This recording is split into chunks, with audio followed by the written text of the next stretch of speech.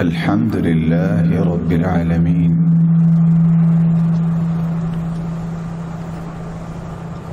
والصلاة والسلام على أشرف الأنبياء وسيد المرسلين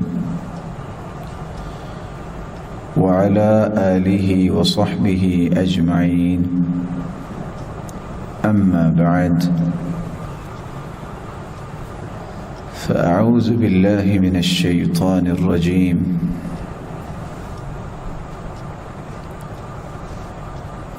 بسم الله الرحمن الرحيم. إن الساعة لآتية لا ريب فيها ولكن أكثر الناس لا يؤمنون.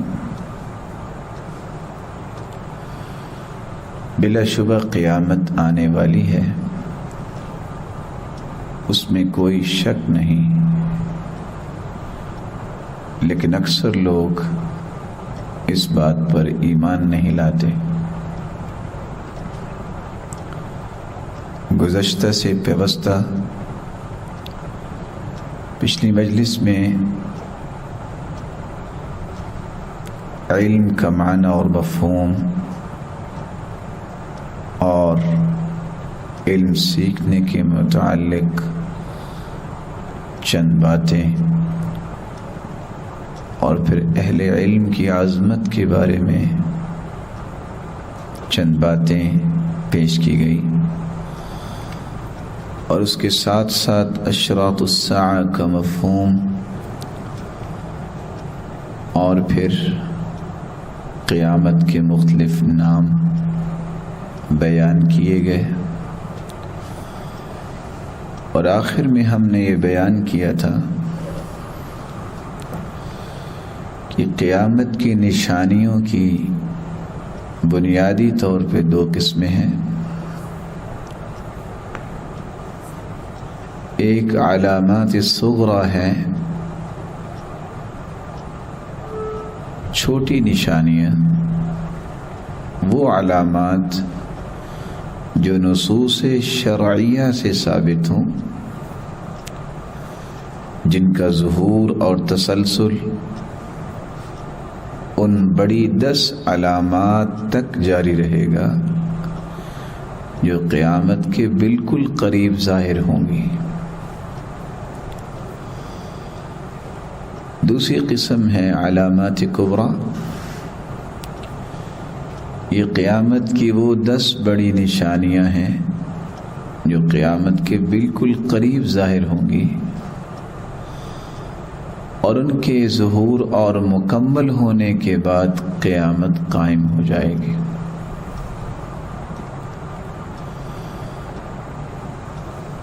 ہم نے یہ بات بھی بالکل آخر میں بیان کی تھی کہ علماء امت نے علامات صغریٰ اور علامات کبریٰ کی یہ جو تقسیم کی ہے، اس کی ایک ترتیب یہ بھی بیان کی ہے کہ علامات صغریٰ جو چھوٹی نشانیاں ہیں وہ بھی 2 طرح کی ہیں۔ ایسی نشانیاں، ایسی علامات جو واقع ہو چکی ہیں، ظاہر ہو چکی ہیں،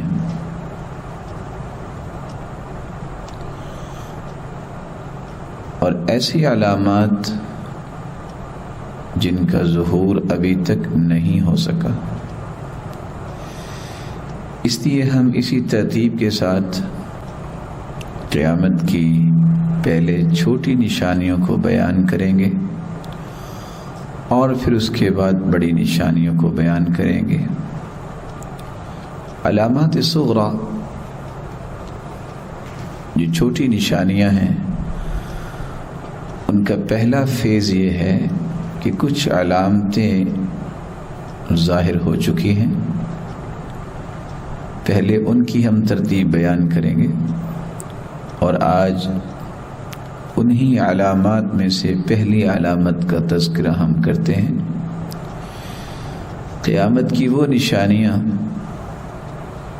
جو آج سے پہلے ظاہر ہو چکی ہیں، ان میں سب سے پہلی نشانی رسول اللہ صلی اللہ علیہ وآلہ وسلم کی بعثت ہے۔ سیدنا ابو ہریرہ رضی اللہ تعالی عنہ روایت کرتے ہیں، رسول اللہ صلی اللہ علیہ وآلہ وسلم نے فرمایا، بعثت انا والساعة كهاتين وضم السبابة والوسطى۔ میری بعثت اور قیامت دونوں اس طرح قریب ہیں جس طرح یہ دونوں انگلیاں۔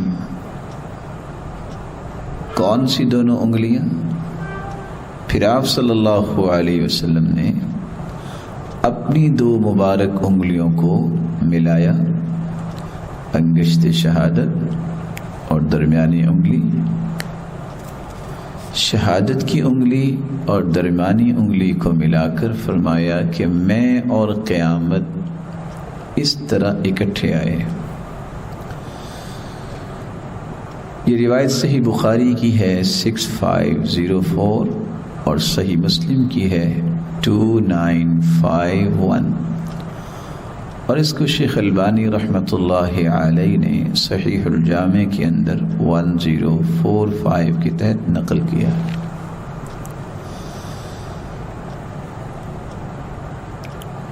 سیدنا ابو جبیر بن ضحاک رضی اللہ تعالی عنہ بیان کرتے ہیں کہ رسول اللہ صلی اللہ علیہ وسلم نے فرمایا،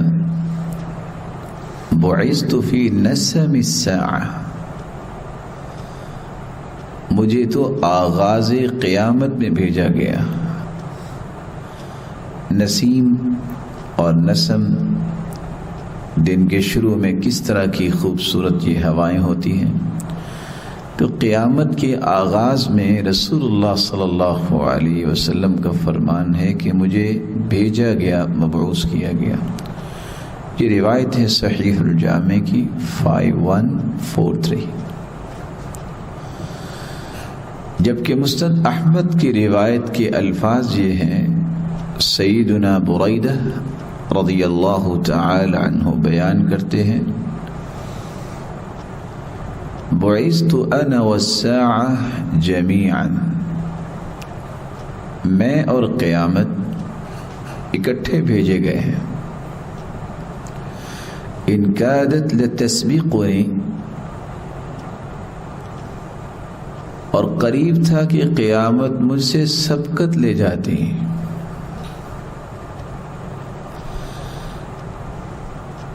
یہ روایت ہمیں بتاتی ہے کہ رسول اللہ صلی اللہ علیہ وآلہ وسلم نے قیامت کی نشانیوں کو بیان کرتے وقت پہلی نشانی جو امت کو سمجھائی ہے کہ آخری پیغمبر کا آ جانا، سید الرسل خاتم الانبیاء محمد الرسول اللہ صلی اللہ علیہ وآلہ وسلم کی بعثت، یہ قیامت کی ایک نشانی ہے، یعنی قیامت اس کے بعد بہت قریب ہے۔ اور اس قدر قربت کی بات کرتے ہوئے فرمایا کہ میں اور قیامت اکٹھے ہی بھیجے گئے ہیں، اور قریب تھا کہ قیامت مجھ سے سبقت ہی لے جاتی۔ امام قرطبی رحمۃ اللہ علیہ فرماتے ہیں، قیامت کی پہلی نشانی رسول اللہ صلی اللہ علیہ وآلہ وسلم کا تشریف لانا ہے، کیونکہ آپ آخری الزمان پیغمبر ہیں، اور آپ صلی اللہ علیہ وآلہ وسلم اور قیامت کے درمیان کوئی اور نبی نہیں آنے والا، اس لیے آپ صلی اللہ علیہ وآلہ وسلم نے اپنے آپ کو اور قیامت کو اکٹھا بھیجنے کی بات کر دی۔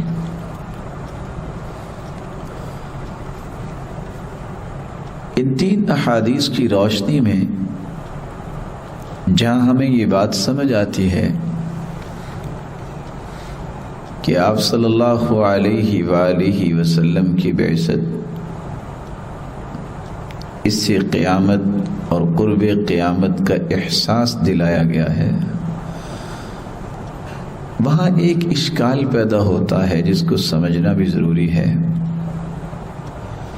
کہ آج سے 1400 سال پہلے یہ بات کہی گئی کہ قیامت قریب ہے۔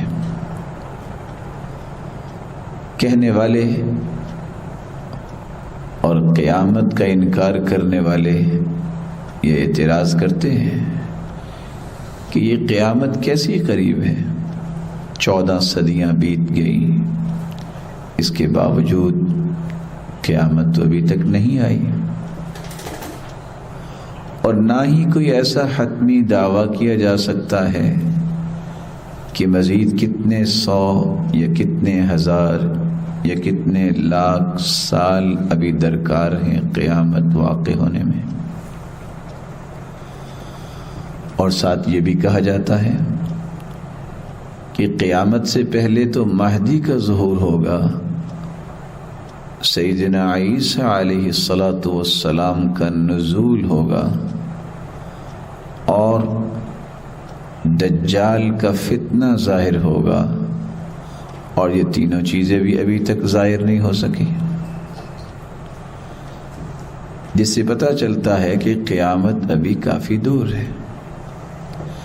لیکن قرآن اسے کہہ رہا ہے کہ قیامت تو بہت قریب ہے۔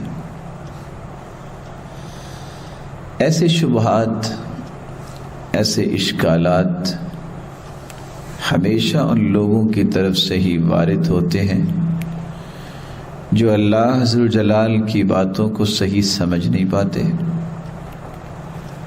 جو قرآن و حدیث کا انکار ڈائریکٹلی یا انڈائریکٹلی کرنے میں جرأت کرتے ہیں۔ اس طرح کے شبہات کا جواب اس سے پہلے مفسرین دے چکے ہیں۔ ان جوابات میں سے پہلا جواب یہ ہے کہ آپ صلی اللہ علیہ وآلہ وسلم نے جو فرمایا ہے کہ قیامت بہت قریب ہے، جس طرح میری آمد اور قیامت یہ اکٹھے آئے ہیں، اس قریب اور بعید کو کس مفہوم میں سمجھنا چاہیے؟ قرب اور بعد، قریبی اور دوری،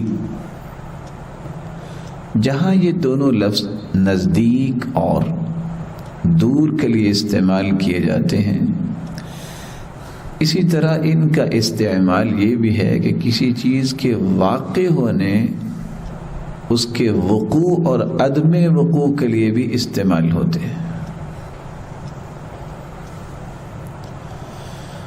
تو گویا کہ کافر بھی اس وقت قیامت کے متعلق جو اپنی رائے زنی کرتے تھے کہ قیامت تو آنی نہیں ہے،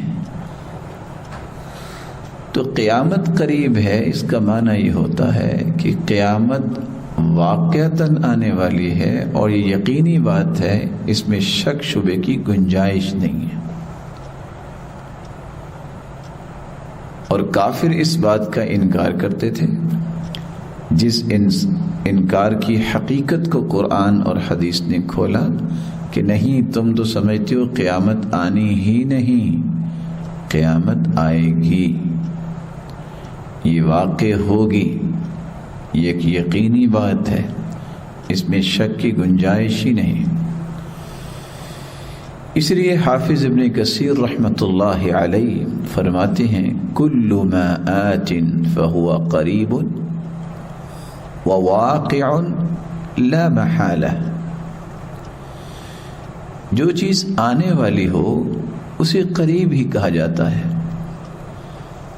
لہذا اس کا وقوع جو ہے وہ لا محالہ ضروری ہے۔ امام قرطبی رحمۃ اللہ علیہ وہ فرماتے ہیں کل ما ہوا آت فہو قریب، ہر وہ چیز جس کا وقوع یقینی ہو، جس کا واقع ہونا حقیقی ہو، اسے قریب ہی کہا جاتا ہے۔ حافظ ابن کثیر رحمۃ اللہ علیہ اور امام قرطبی کے ساتھ ساتھ کئی ایسے مفسرین جیسے امام آلوسی نے بھی اسی بات کا تذکرہ کیا ہے۔ قرآن مجید نے یہ جو بات بیان کی ہے، انہم یرونہ بعیدا ونراہ قریبا، کافر تو اسے بعید سمجھتے ہیں حالانکہ ہم اسے قریب سمجھتے ہیں۔ اس آیت میں بھی بعید کا معنی یہ تو نہیں ہے کہ کافر یہ سمجھتے تھے کہ قیامت تو قائم ہوگی لیکن ابھی قائم ہونے میں کچھ دیر ہے، تو چلو اس وقت تک عیش کی زندگی گزارتے ہیں، جب قیامت قریب آنے لگے گی تو ہم قیامت کی تیاری کر لیں گے۔ یہ ان کا مقصود نہیں تھا، وہ تو اس کو ممکن ہی نہیں سمجھتے تھے، وہ سمجھتے تھے کہ قیامت تو امپاسبل ہے، بلکہ امر مستحیل سمجھتے تھے کہ یہ کیسے ہو سکتا ہے، بندہ مٹی میں چلا جائے اور مٹی میں مٹی ہو جائے اور اس کی ہڈیاں اور اس کا گوشت پوست ختم ہو جائے تو پھر انسان کو اٹھایا جائے گا۔ وہ اس کو ممکن ہی نہیں سمجھتے تھے، جس لیے اللہ حضرت جلال نے اس بات کا رد کیا کہ وہ اس کو بعید سمجھتے ہیں، یعنی ناممکن سمجھتے ہیں۔ وَنَرَاهُ قَرِيبًا، ہم اس کو ممکن سمجھتے ہیں۔ عدم سے وجود اگر اللہ حضرت جلال دے سکتے ہیں تو پھر دوبارہ بنانا تو آسان ہوتا ہے دنیاوی اصولوں کے مطابق، جبکہ اللہ حضرت جلال دنیاوی اصولوں کے پابند نہیں، وہ تو خلاق ہیں، وہ تو خالق ہیں، جو عدم سے وجود بخش سکتے ہیں، وہ دوبارہ بنانے پر بھی قادر ہے۔ اور اس لیے قرآن نے وہاں لفظ استعمال کیے ہیں وَهُوَ أَهْوَنُ عَلَيْهِ، وہ زیادہ آسان ہے۔ تو وَنَرَاهُ قَرِيبًا، تو یہاں قربت سے مراد ممکن ہونا ہے، اور کافر جو ہے بعید کا معنی یہ سمجھتے تھے کہ یہ ممکن ہی نہیں ہے کہ قیامت آئے گی۔ اس لیے حافظ ابن کثیر رحمہ اللہ تعالی اس آیت کی روشنی میں بیان کرتے ہیں، انہم یرونہ بعیدا ای وقوع العذاب، وہ عذاب کو بہت دور نہیں بلکہ کہتے تھے یہ عذاب اور جزا و سزا کے مسائل ہوں گے نہیں۔ وقیام الساعہ یراہ الکفر بعید الوقوع بمعنى مستحیل الوقوع، کافر قیامت کے قائم ہونے کو مستحیل سمجھتے تھے کہ یہ ہو ہی نہیں سکتا۔ وَنَرَاهُ قَرِيبًا أي المؤمنون يعتقدون كونه قريبا، وَنَرَاهُ قَرِيبًا کا معنی یہ ہے کہ مومنوں کا یہ اعتقاد ہوتا ہے کہ یہ بہت قریب ہے۔ وَإِنْ كَانَ لَهُ أَمَدٌ لَا يَعْلَمُهُ إِلَّا اللَّهُ، اس کی ایک مدت ہے، اس مدت اور وقت کے بعد یہ قیامت ضرور قائم ہوگی جس کا علم اللہ کے پاس ہے۔ كُلُّ مَا هُوَ آتٍ فَهُوَ قَرِيبٌ وَوَاقِعٌ لَا مَحَالَ، اس لیے عربی زبان میں ہر وہ چیز جس کا حتمی ہونا ثابت ہو جائے اس کو قریب کہہ دیا جاتا ہے کہ یہ ضرور واقع ہوگی، اس میں شک کی گنجائش نہیں ہے۔ دوسرا معنی یہ ہے اور دوسرا جواب یہ ہے جو لوگ کہتے ہیں کہ ابھی تک تو قیامت آئی نہیں تو کیسے قریب ہوگی۔ قیامت کے قریب اور بعید ہونے کا معنی اس کے قرب اور بعد کو سمجھنے کے لیے کائنات کی عمر کے اعتبار سے سمجھا جائے۔ عمر کے اعتبار سے سمجھنے کا کیا معنی ہے؟ جب سے کائنات معرض وجود میں آئی ہے اب تک اس کی مجموعی عمر کا بہت بڑا حصہ گزر چکا ہے. جو حصہ باقی رہ گیا ہے وہ تو تھوڑا ہی ہے. اس لیے حدیث کے الفاظ ہیں انما بقاؤکم فیما سلف قبلکم من الامم کما بین صلاة العصر الى غروب الشمس. تم سے پہلے جو امتیں گزر چکی ہیں ان کے مقابلے میں تمہاری مدت بقا اتنی ہے جتنی مدت نماز عصر سے غروب شمس تک ہے. عسى ان يكون قریبا، شاید کہ قیامت قریب ہے. آپ صلی اللہ علیہ وسلم کا فرمان مبارک جو صحیح بخاری میں ہے 7467، اور یہ جو عسى ان يكون قریبا، شاید کہ قیامت قریب ہے، اس آیت اور حدیث کی روشنی میں امام آلوسی رحمۃ اللہ علیہ کی بات سمجھنے والی ہے. وہ لکھتے ہیں قربہ لأن ما بقي من زمان الدنيا اقل مما مضى منه. قیامت قریب ہے کیونکہ دنیا کی عمر کا جتنا باقی حصہ ہے اس سے بہت زیادہ حصہ گزر چکا ہے. کہاں 1,24,000 پیغمبروں کی بعثت ہوئی، کہاں آخری پیغمبر تشریف لا چکے جب اس ہستی کے بعد کوئی پیغمبر ہے ہی نہیں. تو یہ ایک بدیہی بات سمجھ میں آ رہی ہے کہ اب قیامت بالکل قریب ہے، کیونکہ اس کے بعد تو نبوت کا سلسلہ ہی ختم ہو گیا. جو اللہ کی طرف سے احکامات آنے تھے وہ آ چکے، اب تو اس کی تنفیذ کے لیے کوشش کی جائے گی. جو اللہ کے پیارے پیغمبر کے سچے وارث ہیں وہ انہی تعلیمات کو آگے پہنچانے میں اپنی زندگیاں کھپائیں گے، اور یہاں تک کہ اللہ کے حکم سے یہ نشانیاں چلتی چلتی بڑی نشانیوں کی طرف منتقل ہوں گی اور آخر قیامت آ جائے گی. اس بات کا ایک تیسرا جواب بھی بن سکتا ہے کہ قیامت کے قرب و بعد کو سمجھنا کہ قریب ہے کہ دور ہے، 1400 سال ہو گئے ابھی تک نہیں آئی، اس کا تعلق اللہ تعالیٰ کے علم کے ساتھ بھی موقوف ہے. یعنی اللہ تعالیٰ کے نزدیک تو قیامت انتہائی قریب ہے جبکہ لوگ اسے دور سمجھ رہے ہیں. کیسے اللہ تعالیٰ کے نزدیک قریب ہے؟ لوگ ہی سمجھتے ہیں نا پتہ نہیں ابھی میں کو 50-60 سال مزید زندہ رہوں گا. اللہ کو تو علم ہے کہ کب موت وارد کرنی ہے کس انسان پر، اور جو فوت ہو جاتا ہے اس کی قیامت تو قائم ہو جاتی ہے. تو بہت قریب ہے اللہ کے نزدیک. اور یہ آیات جو قیامت کے متعلق اور اس کی حقیقت کو واضح کرنے والی تھی، ان کے اولین مخاطب کفار مکہ تھے.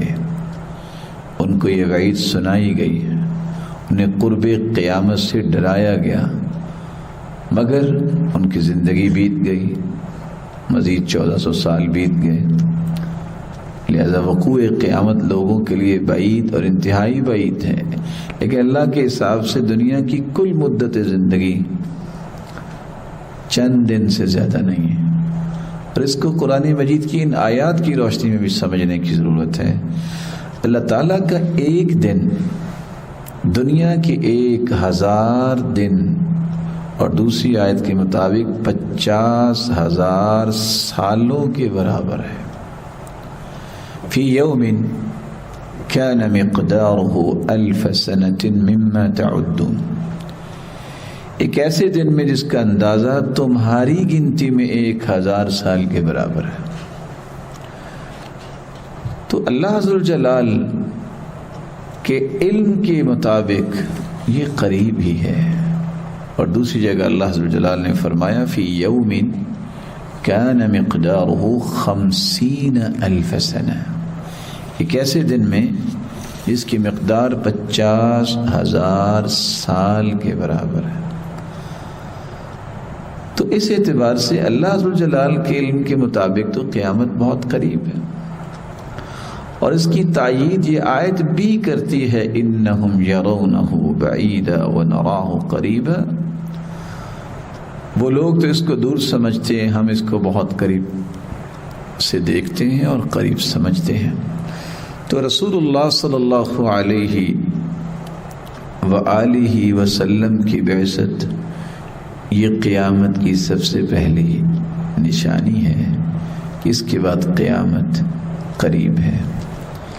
اللہ ذوالجلال ان آیات اور احادیث کی روشنی میں یہ بات بھی سمجھنے کی توفیق دے، اور قیامت کے بارے میں جو 3 تعبیرات ہم نے کل پڑھی تھی کہ سب سے پہلی تعبیر یہ ہے کہ ہر شخص کی موت جب آتی ہے تو اس کی قیامت قائم ہو جاتی ہے، تو وہ تو بہت قریب ہے۔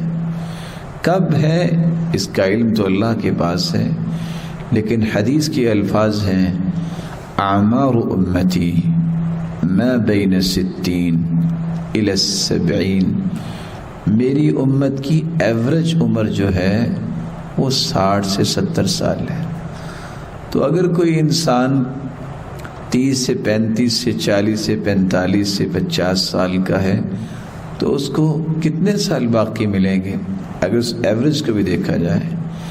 لیکن یہ بھی ساری دنیا کی ایسی عمر نہیں ہوگی۔ اللہ کسی کو بچپن میں لے جاتے ہیں، کسی کو جوانی میں لے جاتے ہیں، کسی کو اس عمر تک پہنچنے وقت لے جاتے ہیں، اور کچھ اس عمر سے آگے بھی چلے جاتے ہیں۔ قیامت کی وہ نشانیاں جو پہلے واقع ہو چکی ہیں، ان میں سے دوسری نشانی جس کا ہم تذکرہ کرنے لگے ہیں وہ ہے چاند کا 2 ٹکڑے ہونا۔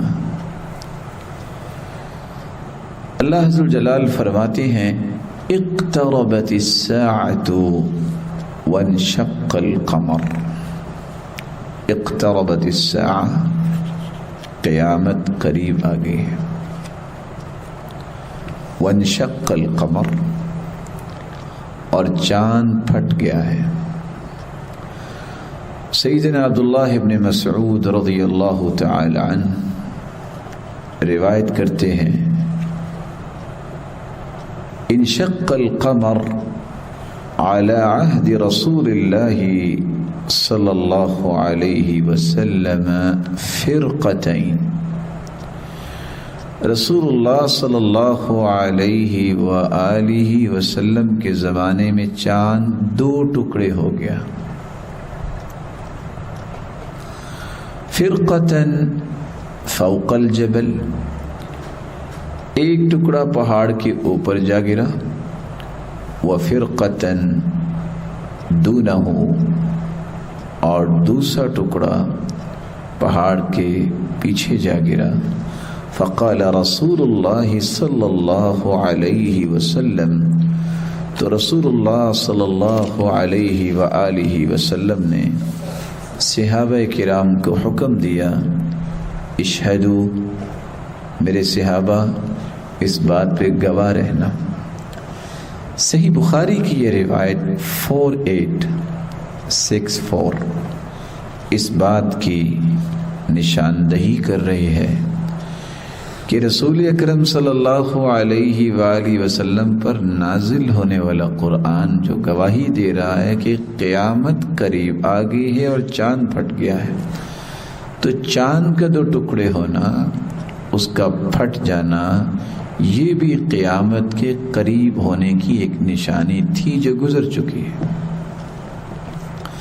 اور خود رسول اللہ صلی اللہ علیہ وآلہ وسلم نے صحابہ کرام کو دکھایا کہ تم گواہ رہو اور یہ دیکھ لو کہ چاند 2 ٹکڑے ہوا ہے۔ یہ اس ہستی کی ہم بات کر رہے ہیں جس نے انگلی کے اشارے سے چاند کو 2 ٹکڑے کر دیا، اور یہ بھی اس وقت جب کافروں نے اس طرح کا چیلنج کیا کہ اگر آپ واقعتاً سچے نبی ہیں تو چاند کو 2 ٹکڑے کر کے دکھائیے۔ تو انہوں نے انگلی کا اشارہ کیا، تو اللہ نے اس چاند کو 2 ٹکڑے کر دیا۔ یہاں رک کے ایک پیغام ان مسکینوں کے لیے بھی پہنچانا چاہیے جو آج طعنہ دیتے ہیں کہ دیکھو ان لوگوں کو ابھی تک نمازوں سے اور وضو سے فرصت نہیں ملی، لوگ تو چاند پہ پہنچ گئے۔ اب نہ جانے کوئی چاند پہ پہنچا ہے یا نہیں پہنچا، یہ تو اللہ ہی جانتا ہے۔ وہ یوریا گیگرین اور نہ جانے کون کون سے نام پیش کرنے والے کہ فلاں نے فلاں چیز کو بھیجا، یہ ان لوگوں کی باتیں ہیں جو ظاہر پہ اپنی زندگیوں کو چلاتے ہیں۔ سب سے بڑی حقیقت وہ ہے جس کا تذکرہ قرآن میں آ گیا، جس کا تذکرہ حدیث میں آ گیا۔ ہم اس نبی کی امت ہیں جس نے تو ایک مرتبہ ایک انگلی کا اشارہ کیا اور چاند کو 2 ٹکڑے کر دیا۔ اور اللہ تعالیٰ کے یہ دن ہیں اور اللہ تعالیٰ کے یہ فیصلے ہیں کہ آج جو لوگ کہا کرتے تھے کہ دینداروں کی نمازیں اور تہجدیں اور وضو ہی ختم نہیں ہوتے، لوگ چاند پہ پہنچ گئے۔ آج اللہ تعالیٰ نے فیصلہ کیا کہ واپس آؤ چاند سے اور آ کے کتاب الطہارہ وضو کے مسائل پڑھو کہ بار بار وضو کرو اور ہاتھ منہ دھویا کرو تاکہ آپ کسی قسم کے وائرس سے بچ سکیں۔ تو رسول اکرم صلی اللہ علیہ وآلہ وسلم کے اس فرمان کی روشنی میں قیامت کی دوسری نشانی جو اس کے قریب ہونے پہ دلالت کرتی ہے وہ ہے چاند کا پھٹنا۔ آپ صلی اللہ علیہ وسلم کے بارے میں بہت سارے لوگوں نے کتابیں لکھی ہیں، شاید کہ آپ میں سے بھی ایسے پڑھے لکھے لوگ ضرور موجود ہوں گے کہ جنہوں نے محمد صاحب اس نام کی کتاب کے بارے میں سنا ہو یا پڑھا ہو کہ ایک شخص ہندوستان سے چلا تھا اور اس فکر میں چلا تھا کیونکہ وہ بھی دیکھ رہا تھا اپنے چھت پہ بیٹھ گئے کہ اچانک چاند 2 ٹکڑے ہو گیا۔ تو وہ اپنی اس داستان کو لکھتے لکھتے پھر وہ ارض حجاز میں پہنچا۔ نتیجتاً اس سے پہلے رسول اللہ صلی اللہ علیہ وآلہ وسلم اپنے رب کو جا ملے تھے۔ تو صحابہ کرام کی گواہی بھی اس بات کی نشاندہی کرتی ہے کہ یہ صرف ایک تصور پیش نہیں کیا گیا، واقعتاً چاند کو اللہ عز و جل نے 2 ٹکڑے کر دیا تھا۔ آپ صلی اللہ علیہ وآلہ وسلم نے جو تیسری نشانی بیان کی تھی جس کا ظہور آپ کی زندگی میں بھی ہوا اور تسلسل کے ساتھ بعد بھی چلتا رہا، قیامت کے قریب ہونے کی تیسری نشانی یہ ہے جھوٹے دعوے دار پیدا ہوں گے جو نبوت کا دعویٰ کریں گے۔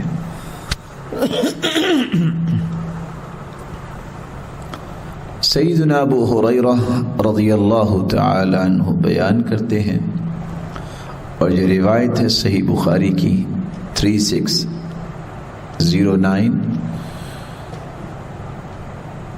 رسول اللہ صلی اللہ علیہ وسلم نے فرمایا وَلَا تَقُومُ السَّاعَةُ حَتَّى يُبْعَثَ الدَّجَّالُونَ كَذَّابُونَ قَرِيبًا مِنْ 30 كُلُّهُمْ يَزْعُمُ أَنَّهُ رَسُولُ اللَّهِ۔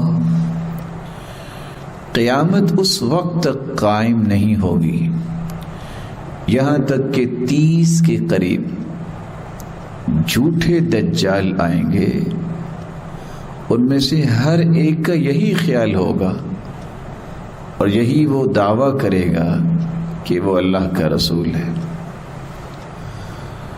اور سیدنا حذیفہ رضی اللہ تعالی عنہ بیان کرتے ہیں، یہ مسند احمد کی روایت ہے، رسول اللہ صلی اللہ علیہ وسلم نے فرمایا فی امتی کذابون ودجالون 27، میری امت میں 27 جھوٹے دجال آئیں گے. منہم 4 نسوہ، جن میں 4 عورتیں بھی ہوں گی. وإنی خاتم النبیین لا نبی بعدی، اور میں آخری نبی ہوں، میرے بعد کوئی بھی نبی نہیں آئے گا. آپ صلی اللہ علیہ وآلہ وسلم نے یہ جو تیسری نشانی بیان کی ہے قرب قیامت کی، کہ جھوٹا دعویٰ کرنے والے لوگ پیدا ہوں گے، ظاہر ہوں گے، اور دعویٰ کیا کریں گے کہ ہم اللہ کی طرف سے بھیجے گئے سچے نبی ہیں. آپ صلی اللہ علیہ وآلہ وسلم کے زمانے میں اسود عنسی اور مسیلمہ کذاب، ان دونوں کا ظہور ہوا. مسیلمہ کذاب اس شخص نے بھی نبوت کا دعویٰ کیا، بلکہ روایات بتاتی ہیں یہ مدینے میں بھی آیا اور کہنے لگا کہ اگر آپ اپنی قیادت اور سیادت کے بعد یہ لکھ دیں کہ میں آپ کا جانشین ہوں گا تو پھر میں آپ کو تسلیم کر لیتا ہوں. آپ صلی اللہ علیہ وآلہ وسلم کے ہاتھ میں چھوٹی سی چھڑی تھی. آپ نے فرمایا میں آپ کو یہ چھڑی بھی نہیں دوں گا. 11ویں ہجری میں اسود عنسی، اس کو فیروز الدیلوی نے محل میں گھس کر اس کی گردن توڑ کے اس کو ہلاک کیا تھا. جبکہ مسیلمہ کذاب سیدنا ابو بکر صدیق رضی اللہ تعالیٰ عنہ کے دور میں وحشی بن حرب نے جنگ یمامہ میں اسے نیزہ مار کے مار دیا تھا. حیرانگی کی ایک بات، جن عورتوں نے نبوت کا دعویٰ کیا ان میں ایک عورت سیجاح بنت حرس بھی تھی. ادھر مسیلمہ کذاب نے نبوت کا دعویٰ کر دیا، ادھر سیجاح بنت حرس نے دعویٰ کر دیا. لوگ بڑے پریشان ہو گئے کہ ایک نبی بھی آ گیا اور ایک نبیہ بھی آ گئی. اور وہ کہا کرتی تھی، اور اس کے بعد بھی آنے والی عورتوں نے یہ کہا کہ حدیث میں تو یہی الفاظ ہیں، لا نبی بعدی، میرے بعد کوئی نبی نہیں آئے گا، مرد نہیں آئے گا. یہ تو نہیں کہا کہ کوئی نبیہ نہیں آئے گی.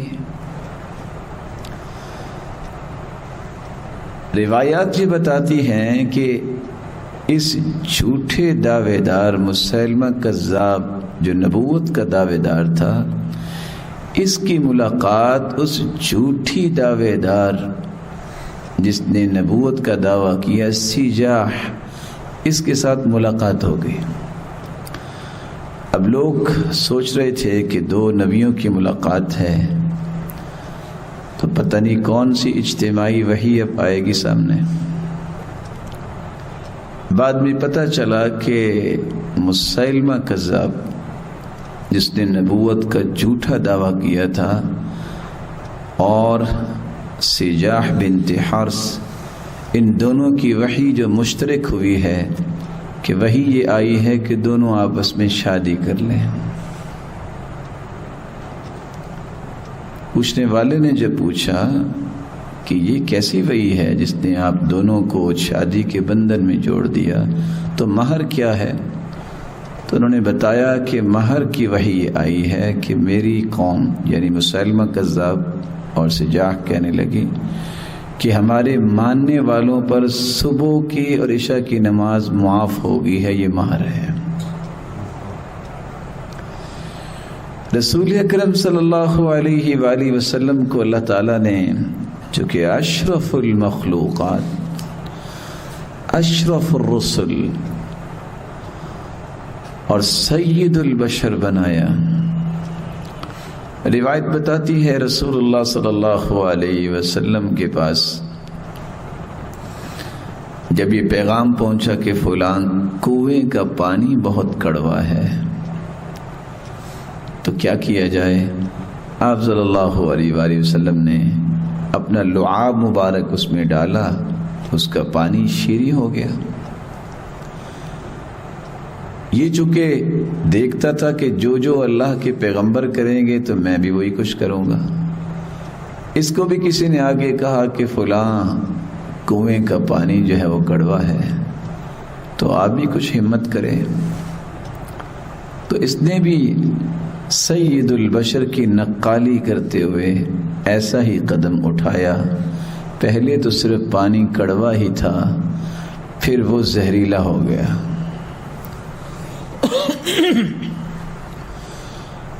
آپ صلی اللہ علیہ وآلہ وسلم پر جب یہ آیت نازل ہوئی، القارعۃ ما القارعہ وما ادراک ما القارعہ، تو یہ تو ہیبت کی بات بیان ہو رہی ہے کہ قیامت کھڑکھڑانے والی۔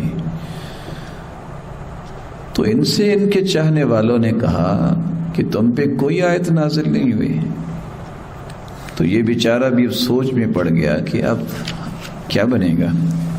اگر سوچ کے آ کے اپنی چاہت رکھنے والی قوم سے کہتا ہے کہ میرے پاس بھی آیتیں کچھ آئی ہیں۔ پوچھا کون سی آیتیں آئی ہیں؟ کہتا ہے الفیل مل فیل وما ادراک مل فیل، ہاتھی، تمہیں کیا پتا کہ ہاتھی کیا ہے؟ لہو ذنب قصیر وخرطوم طویل، اس کی دم تو چھوٹی ہوتی ہے اور اس کی سونڈ لمبی ہوتی ہے۔ تو چاہنے والوں نے کہا یہ تو بڑی حماقت والی بات ہے، ہاتھی تو ہم روزانہ دیکھتے ہیں، قیامت تو دیکھی نہیں کسی نے۔ اب اس کی شرمندگی کی کوئی انتہا نہیں تھی، لیکن باز پھر بھی نہیں آیا۔ پھر وقت گزرا، آگے کہتا ہے کہ نئی وحی کا نزول ہوا ہے، نعوذ باللہ من ذالک۔ پوچھا گیا وہ کون سی وحی آ گئی ہے؟ کہتا ہے ان الشاة السوداء واللبن الابیض ان هذا لعجب محض ما لکم لا تجیبون۔ بکری تو سیاہ ہے لیکن دودھ سفید دیتی ہے، بڑے تعجب کی بات ہے، اتنی نشانیاں دیکھ کے بھی تم ایمان نہیں لاتے۔ قوم نے کہا بڑا بیوقوف ہے یہ انسان، یہ تو نہیں ہو سکتا کہ بکری سیاہ ہے تو دودھ بھی سیاہ ہی دے، دودھ تو سفید ہی ہوتا ہے۔ وہ بکری سرخ رنگ کی ہو یا سیاہ رنگ کی ہو یا سفید رنگ کی ہو، دودھ تو اس نے سفید ہی دینا ہے۔ یہاں بھی اسے ندامت ہوئی۔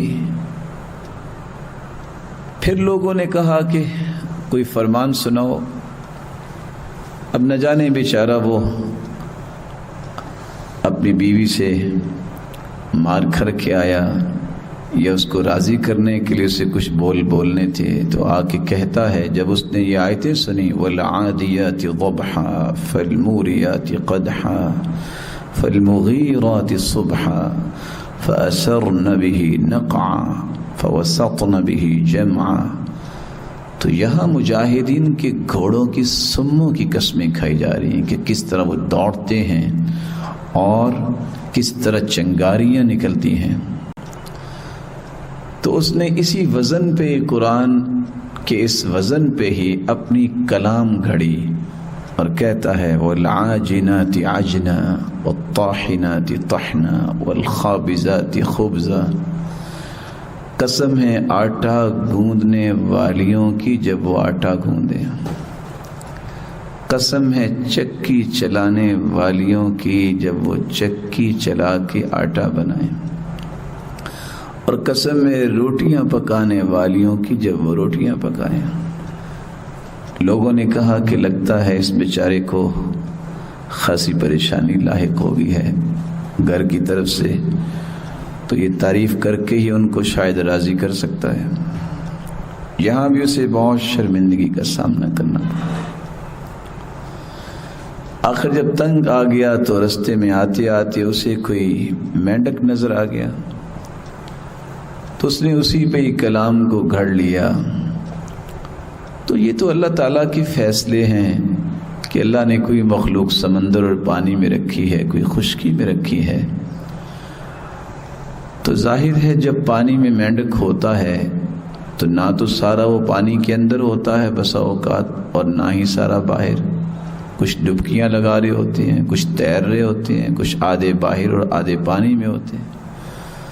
تو آ کے کہتا ہے کہ آج میرے پاس ایک نئی بات آئی ہے۔ جی وہ کون سی آئی؟ کہتے یا ضفدع بنت ضفدعین نقی ما تنقین نصفک فی الماء ونصفک فی الطین للماء تکدرین۔ اے مینڈک کی بیٹی مینڈکی، یا ضفدع بنت ضفدعین، پانی کو صاف کرو، آدھا حصہ تمہارا پانی میں ہے اور آدھا حصہ پانی کے باہر ہے، پانی کو گدلا نہ کرو۔ اس طرح کی حماقتوں کی وجہ سے اکثر لوگ اسے چھوڑ گئے، لیکن سیدنا ابو بکر صدیق رضی اللہ تعالی عنہ کے دور میں جب جنگ یمامہ ہوئی ہے تو وحشی بن حرب، جن کے ہاتھوں سید الشہداء سیدنا حمزہ رضی اللہ تعالی عنہ شہید ہوئے، اور بعد میں جب وحشی بن حرب مسلمان ہوئے تو یہ دعا کیا کرتے تھے، یا اللہ میں نے اسلام کا ایک شیر گرا دیا، مجھے کوئی ایسا موقع دے کہ میں اسلام کے لیے کوئی بڑا کام کروں۔ تو پھر اس مسیلمہ کذاب کو جب یہ ایک مکان میں چھپا ہوا تھا اور اس کے سوراخ سے وحشی بن حرب نے ایک ایسا نیزہ اس کی کمر میں دیا اور اس کو ہلاک کر دیا تھا۔ طلیحہ بن خویلد اور طلحہ بن خویلد، اس نے بھی نبوت کا دعویٰ کیا لیکن بڑی جلدی توبہ طائب ہو گیا۔ اسی طرح سجاح بنت حرث، جب اس کو پتہ چلا کہ مسیلمہ کذاب مارا گیا ہے تو اس نے بھی اپنی نبوت سے توبہ کر لی۔ 27 ہجری میں مختار ثقفی، اس نے بھی نبوت کا دعویٰ کیا اور مصعب بن عمیر رضی اللہ تعالیٰ عنہ سے جنگ میں مارا گیا۔ حارث کذاب دمشقی نے 69 ہجری میں یہ مارا گیا اور اس نے بھی نبوت کا دعویٰ کیا تھا، اور عبد الملک بن مروان کے حکم سے اس کو قتل کروایا گیا۔ مغیرہ بن سعید عجلی 119 ہجری میں مارا گیا، اس نے بھی نبوت کا دعویٰ کیا۔ خالد بن عبداللہ قسری، یہ عراق کے امیر اور گورنر تھے، انہوں نے اس کو زندہ جلا کے راکھ کر دیا تھا۔ یہ خالد بن عبداللہ قسری، اس شخص کو بھی اللہ نے بڑی عجیب ہمت دی تھی، یہ اس طرح کے فتنوں کی سرکوبی میں بڑے ہمت کرتے تھے۔ اتفاق سے ایک شخص جو ہے جعد بن درہم، اس کے بارے میں نقل کیا جاتا ہے کہ جعد بن درہم کے بارے میں پتہ چلا کہ وہ کہتا تھا، کون کہتا ہے کہ اللہ نے موسیٰ علیہ السلام سے کلام کی، وَكَلَّمَ اللَّهُ مُوسَىٰ تَكْلِيمًا، میں نہیں مانتا، یہ کیسے ہو سکتا ہے کلام کی؟ کون کہتا ہے وَاتَّخَذَ اللَّهُ إِبْرَاهِيمَ خَلِيلًا، میں نہیں مانتا کہ اللہ نے ابراہیم کو خلیل بنایا۔ تو خالد القسری نے عید کا خطبہ جس دن دیا، اس کو اپنے ممبر کے ساتھ باندھ دیا، اور لکھنے والے تو لکھتے ہیں کہ خطبہ دینے کے بعد آخر میں کہا، ایھا الناس ضحوا تقبل اللہ ضحایاکم، جاؤ جا کے قربانیاں کرو، اللہ آپ کی قربانیاں قبول فرمائے۔ فإنی مضح بجعد بن درہم، میں آج قربانی جعد بن درہم کی کروں گا، اور ممبر سے نیچے اتر کے چھری چلا دی۔ کہ جو اللہ کی صفات کا انکار کرتا ہے، جو سراسر اللہ ذو الجلال کے فرامین کا انکار کرتا ہے، اس کا علاج یہ ہے اگر وہ نہ سمجھے۔ تو مغیرہ بن سعید رجلی کو اس کو زندہ جلا دیا تھا خالد بن عبداللہ القصری نے۔ اسی طرح بیان بن سمعان التمیمی، اس نے بھی نبوت کا دعویٰ کیا، یہ بھی 119 ہجری میں ہی مارا گیا۔ اس کو بھی خالد بن عبداللہ القصری نے زندہ جلا کے راکھ کر دیا تھا۔ بہا فرید نیشا پوری، اس نے بھی نبوت کا دعویٰ کیا 442 ہجری میں۔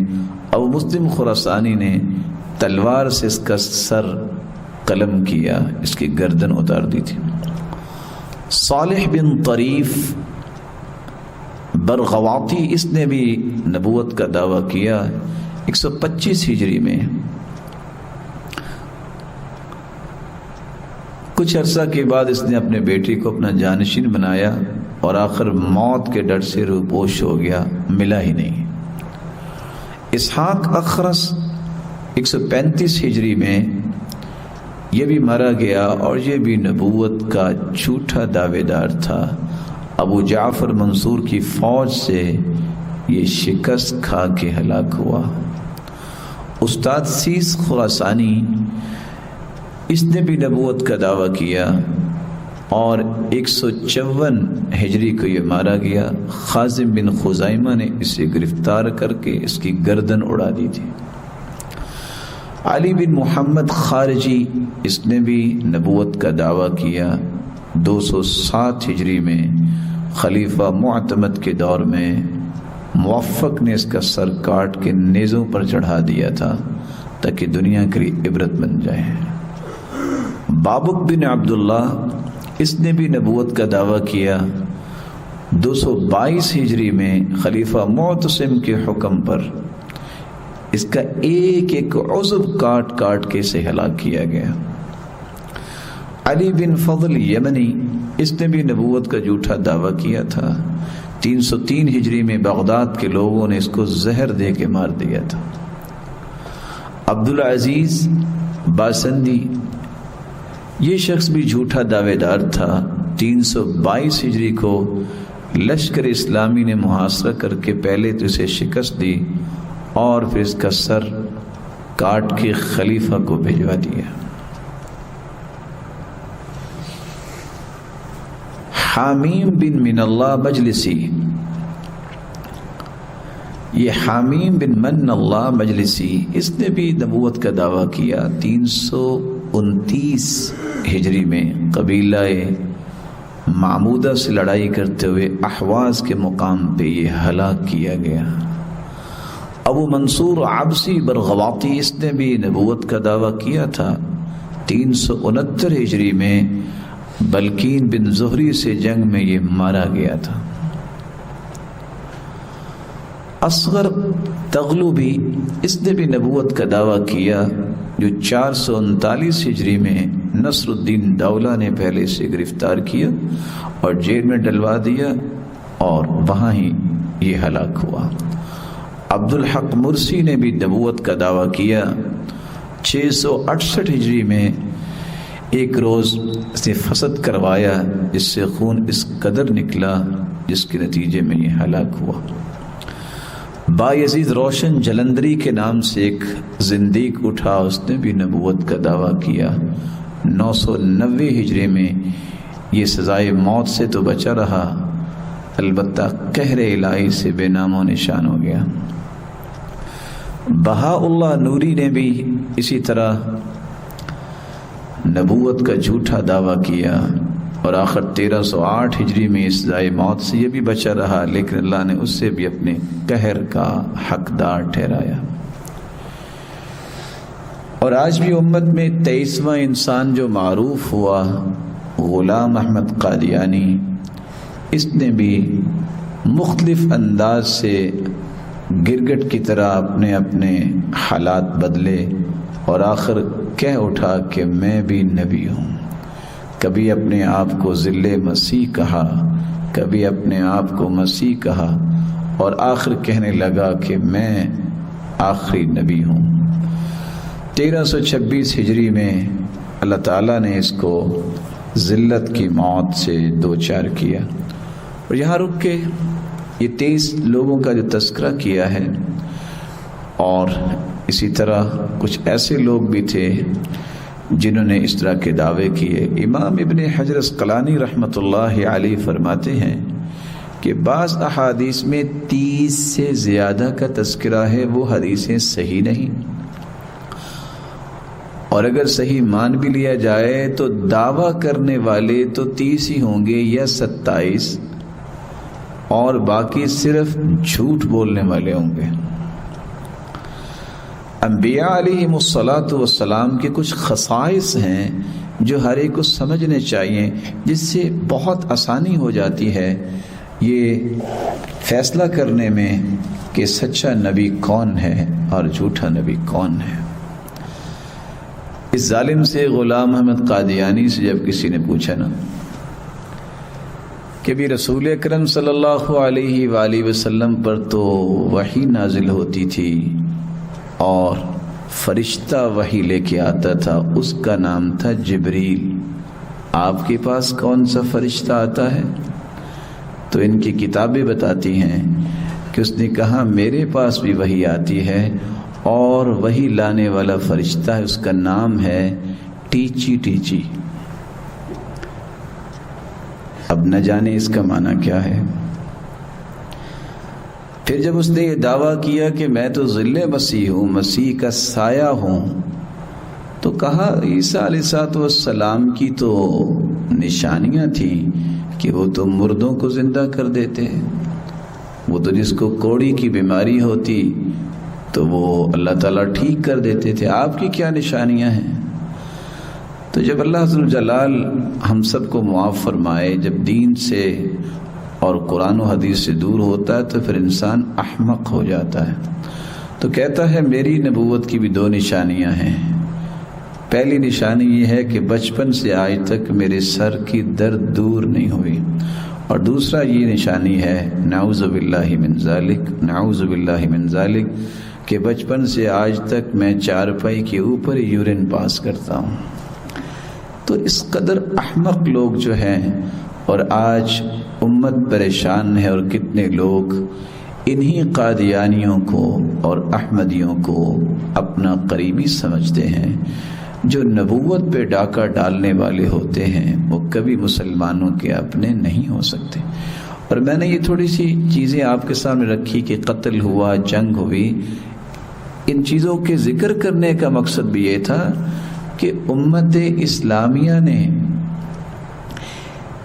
نبوت کے جھوٹے دعوے داروں کو کڑے ہاتھوں لیا ہے. آپ صلی اللہ علیہ وسلم نے 86 جنگیں لڑی ہیں، 56 جنگوں میں خود شریک ہوئے اور باقی جنگوں میں صحابہ کو بھیجا. لیکن اگر ساری اعداد کو جمع کیا جائے تو ان 86 جنگوں میں 1060 لوگ مارے گئے، صحابہ شہید ہوئے اور کافر مارے گئے. لیکن جنگ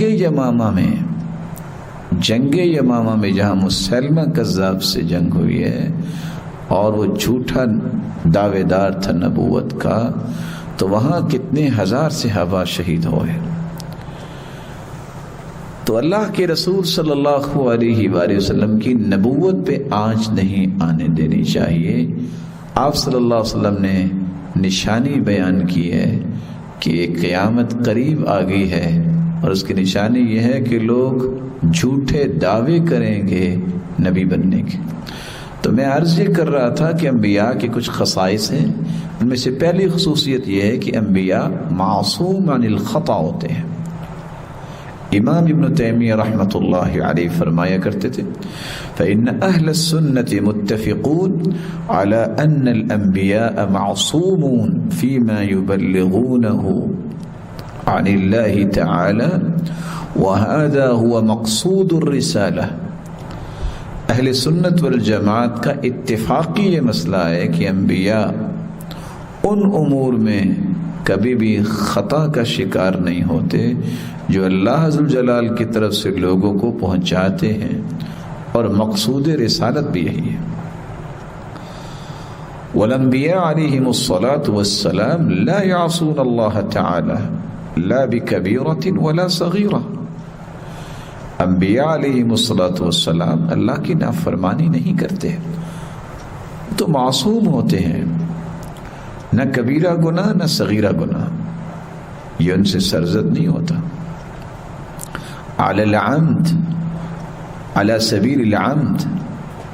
اس لیے اللہ تعالیٰ نے ان کی خصوصیات میں سے پہلی خصوصیت جو دی، جیسا کہ رسول اللہ صلی اللہ علیہ وسلم بھی فرماتے ہیں، یا عائشہ ان عینی تنامان ولا ینام قلبی. انبیاء کی آنکھیں تو سو جاتی ہیں لیکن ان کے دل جاگتے رہتے ہیں. یہ سچے نبی کی خصوصیت ہے. اور دوسری خصوصیت یہ ہے، انبیاء علیہم الصلاۃ والسلام کو ان کی وفات کے وقت موت اور زندگی کا اختیار دیا جاتا ہے. ما من نبی یمرض الا خیر بین الدنیا والآخرہ. کوئی بھی ایسا پیغمبر نہیں جس کو بیماری میں، جو بیمار ہوا جس کو زندگی اور اسی طرح آخرت میں اختیار نہ دیا گیا. رسول اکرم صلی اللہ علیہ وآلہ وسلم نے جو بات سمجھائی ہے، ان میں سے تیسری بات یہ ہے کہ انبیاء علیہم الصلاۃ والسلام کے جو جسد اطہار ہوتے ہیں، اجساد اطہار ہوتے ہیں، پاکیزہ جسم ہوتے ہیں، مٹی انہیں نہیں کھاتی. ان اللہ عز وجل حرم علی الارض اجساد الانبیاء. اللہ تعالیٰ نے زمین پر حرام قرار دے دیا ہے کہ وہ انبیاء علیہم الصلاۃ والسلام کے جسموں کو بوسیدہ کرے یا اس کو مٹی کھا جائے. اور چوتھی بات جو جہاں تک میں پہنچنا چاہتا تھا وہ انبیاء کا خاصہ ہے کہ اللہ کا پیغمبر جہاں فوت ہوتا ہے اسے وہاں ہی دفنایا جاتا ہے. لم يقبر نبی الا حیث یموت. رسول اکرم صلی اللہ علیہ وسلم نے فرمایا تھا، نبی کی قبر وہیں بنائی جاتی ہے جہاں اس کی وفات ہوتی ہے. اس حدیث کی روشنی میں اگر سچے ماننے والے ہیں اس جھوٹے دعوے دار کو، غلام احمد قادیانی کو، تو خاصہ نبوت تو یہ ہے کہ انبیاء جہاں فوت ہوتے ہیں وہاں انہیں دفنایا جاتا ہے. جیسا کہ سیدہ عائشہ کے حجرے میں ہی فوت ہوئے تو اللہ کے رسول کو وہاں ہی صحابہ کرام نے ان کے فرمان کی روشنی میں آپ کی تدفین وہاں ہی ہوئی. تو اگر کوئی مانتا ہے جھوٹا ہونے کے باوجود بھی اس کی محبت بڑی سچی ہے کہ میں اس کو نبی مانتا ہوں، تو پھر تو وہاں ہی اس کو دفنانا چاہیے تھا جہاں وہ واش روم میں فوت ہوا. تو اللہ عز و جلال عقائد بھی صحیح دے، اور قیامت تو آنی ہی آنی ہے، اس کی نشانیوں کا پارٹ بننے سے ہمیں محفوظ فرمائے. موت تو آنی ہوتی ہے لیکن قتل کرنے والا گنہگار بھی ہوتا ہے، تو ہمیں ہر اس پہلو سے محفوظ بھی رہنا ہوگا کہ جو سبب بنے کہ قیامت کی نشانیوں میں ہمارا بھی حصہ ہے. اللہ تعالیٰ ایسے حالات سے ہر ایک کو محفوظ فرمائے. تو انشاءاللہ بقیہ نشانیوں کے متعلق ہم کل سے آغاز کریں گے. تو آج جن 3 نشانیوں کے بارے میں ہم نے سنا یا پڑھا کہ آپ صلی اللہ علیہ وآلہ وسلم کی بعثت یہ قرب قیامت کی نشانی ہے. اسی طرح چاند کا 2 ٹکڑے ہونا یہ بھی قرب قیامت کی نشانی ہے. اسی طرح جھوٹے دعوے دار پیدا ہوں گے جو نبوت کا جھوٹا دعویٰ کریں گے، یہ بھی قرب قیامت کی نشانی ہے. اللہ عز و جلال ہم سب کو ایسے اعمال کرنے کی توفیق عطا فرمائے جس سے اس کی رضا مل جائے، جس سے اس کا تقرب مل جائے. اور قیامت کے دن اسی ہستی کا ساتھ نصیب فرمائے جس کو ہمارے لیے رول ماڈل بنایا ہے، اور اس کی شفاعت اور سفارش نصیب فرمائے، اور اس کے مبارک ہاتھوں سے حوض کوثر کا پانی پلائے، اور اللہ عز و جلال ہمیں اپنے دیدار کا بھی مستحق بنائے۔ وآخر دعوانا ان الحمد للہ رب العالمین۔